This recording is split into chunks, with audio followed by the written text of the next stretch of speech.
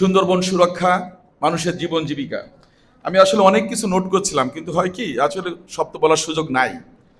তারপর আজকে যে প্রসঙ্গটা, টেকসই উন্নয়নের জন্য সুন্দরবন এবং উপকূলীয় জীবিকার সুরক্ষা, এটা অঙ্গাঙ্গিভাবে জড়িত। আমি সুন্দরবন সুরক্ষা আন্দোলনের একজন কর্মী হিসেবে বা পরিবেশ কর্মী হিসেবে আমি বিশ্বাস করি এই জিনিসটি আমাদের এই জনপদের জন্য আল্লাহ প্রদত্ত বা স্রষ্টা প্রদত্ত একটা বড় নিয়ামত। এটি রক্ষা করার দায়িত্ব আমাদের। আমি এর আগে বলেছি, আল্লাহ রাব্বুল আলামিন প্রত্যেকটা জনপদের জন্য একটা নির্দিষ্ট যে কোনো একটা অ্যাসেট দেয়, যেটা দিয়ে তারা জীবন জীবিকা নির্বাহ করে বা সেভাবে চলে। তা আমাদের জন্য কিন্তু এই সুন্দরবনটা কিন্তু সেই ধরনের একটা জায়গা। একদিকে বঙ্গোপসাগরের নীল জলরাশি, আর একদিকে সুন্দরবনের বিশালতা, সবুজের বিশালতা, এটা আমাদেরকে মুগ্ধ করে প্রাকৃতিকভাবে। ঠিক তেমনি সিডর, আইলা, আমপাং ঘূর্ণিঝড়ের মতো নূরজাহান, অসংখ্য ঘূর্ণিঝড় গত 10-15 বছরে আমাদের এখানে আঘাত করেছে এবং সুন্দরবন তাকে আমাকে শিল্ড হিসেবে বা সুরক্ষা বর্মন হিসেবে কাজ করেছে। কিন্তু সুন্দরবনের এই যে সুরক্ষা, এইটা কিন্তু বিঘ্ন করছে এই জনপদের মানুষ। আমরা যারা সুবিধাভোগী তারাই সুন্দরবনের ক্ষতি করছি। এখানে জলদস্যু, বনদস্যু তারা এই জনপদের মানুষ বা এই সুন্দরবন উপকূলের মানুষ, ম্যাক্সিমাম 90%। আমি দেখেছি শ্যামনগরে ইতিমধ্যেই অনেকগুলো লোক গ্রেপ্তার হয়েছে এবং একটা পার্টিকুলার ইউনিয়ন, গাবুরা ইউনিয়ন, এবং একটা পার্টিকুলার বংশের। তার মানে ওইটাকে যদি আমরা নিয়ন্ত্রণ করতে পারি তাহলে কিন্তু ওই বেলটা কিন্তু আর দস্যুবৃত্তি থাকবে না। ঠিক তেমনি আমরা সরকার গঠন করার পরে মাননীয় প্রধানমন্ত্রীর নির্দেশনায় আমি 22শে ফেব্রুয়ারি খুলনাতে একটা সভা করেছিলাম।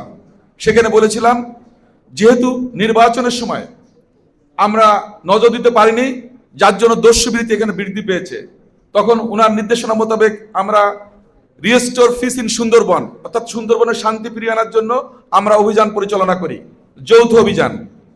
পরবর্তীতে সাতক্ষীরা বেল্টের জন্য আমরা ম্যানগ্রোভ শিল্ড, এবং পরে এই 3টা জেলাতেই খুলনা, বাগেরহাট, সাতক্ষীরা আমরা এই 2টো অভিযান পরিচালনা করেছি। আপনারা দেখতে পেয়েছেন ইতিমধ্যে কয়েকটি বাহিনী আত্মসমর্পণ করেছে। আমি বলেছিলাম যে দস্যুদেরকে আর পুনর্বাসন করা হবে না, কারণ এর আগেও করা হয়েছিল, তারা ফিরে আসেনি। তাদেরকে ভালো হতে হবে, না হলে তাদের পরিণতি তাদের ভোগ করতে হবে। আমাদের সুন্দরবনকে সুরক্ষা করতে হবে, আমরা সেই জায়গায় কিন্তু দৃঢ় আছি। বর্তমান সরকার পরিবেশ বান্ধব সরকার। প্রথমে যিনি উপস্থাপন করেছেন উনি কিন্তু আমাদের নির্বাচনী এজেন্ডা নিয়ে কথা বলেছেন। আমরা ক্ষমতায় আসার আগে বা দেশ পরিচালনার দায়িত্ব পাওয়ার আগেই আমরা কি করব সেগুলো ঘোষণা দিয়েছিলাম। আমরা কিন্তু সেই খাল খনন কর্মসূচি, বৃক্ষরোপণ কর্মসূচি, আমাদের রিনিউয়েবল এনার্জির কর্মসূচি, আমাদের ইলেকট্রিক বাস ইম্পোর্টের কর্মসূচি, এগুলো কিন্তু আমরা বাস্তবায়ন করছি, কিন্তু যেগুলো পরিবেশের জন্য খুবই জরুরি। এবং এটাকেই বলা হচ্ছে আপনার নেচার বেস সলিউশন, অর্থাৎ পরিবেশ বান্ধব বা প্রাকৃতিক সমাধান। সেই প্রাকৃতিক সমাধানের দিকে কিন্তু আমরা হাঁটছি। আমি মাঝে 2টো জায়গায় অ্যাটেন্ড করেছিলাম আমার মন্ত্রণালয়ের পক্ষ থেকে, বাংলাদেশের প্রতিনিধিত্ব আমি সেখানে করেছি, উজবেকিস্তান আর একটা জার্মানির বনে গেছিলাম। আমি পরিষ্কার করে বলেছি যে বাংলাদেশ সরকার পরিবেশ সুরক্ষায় বদ্ধপরিকর এবং আমাদের সমাধানগুলো আমরা করছি, কিন্তু বিশ্ব সম্প্রদায় যে দূষণ করছে তার দায়িত্ব তাদেরকে নিতে হবে। আমি ঘূর্ণিঝড় ঠেকাতে পারবো না, আমি অতিবৃষ্টি ঠেকাতে পারবো না, অনাবৃষ্টি ঠেকাতে পারবো না, আকস্মিক প্লাবন ঠেকাতে পারবো না। সুতরাং তাদেরকে পে করতে হবে এই ধরনের যে কর্মকাণ্ডের জন্য। তারা আমাদের সাথে একমত। আগামী অক্টোবরে বা নভেম্বরে যে জলবায়ু সম্মেলন হবে আমাদের তার্কিতে, সেখানে এইটা নিয়ে আমাদের সিদ্ধান্তে আসবো। আমি আপনাদেরকে অনুরোধ করবো, যেহেতু আমি এই জনপদের মানুষ, আমিও লবণ পানির ভিতর বেড়ে উঠেছি, আমি জানি এখানে সীমাবদ্ধতা, এখানকার সম্ভাবনা। আমি কাজ করছি এখানকার অল্টারনেট লাইভলিহুড নিয়ে, অর্থাৎ বিকল্প কর্মসংস্থান নিয়ে।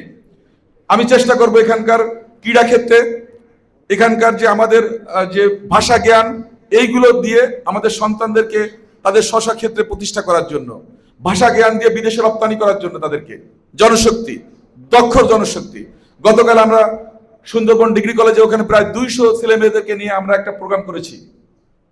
তাদেরকে আমরা উজ্জীবিত করেছি যে তারা যদি সঠিক ভাষা জ্ঞান পায়, কারিগরি প্রশিক্ষণ পায়, তারা কিন্তু বাইরে যাওয়ার সুযোগ পাবে।